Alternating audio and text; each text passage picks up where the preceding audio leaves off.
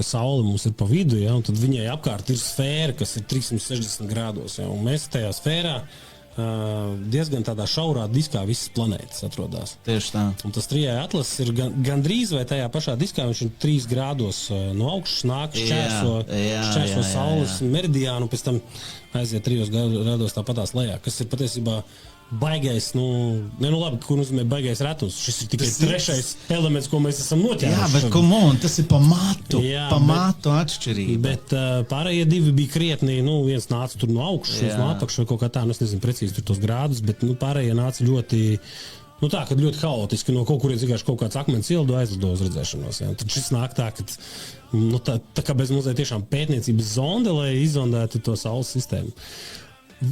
Mana teorija viena no. Varbūt, ka viņi lido cauri un viņi tur tā apskatījās tā. Tur tā planēta atrodas, tur tā planēta.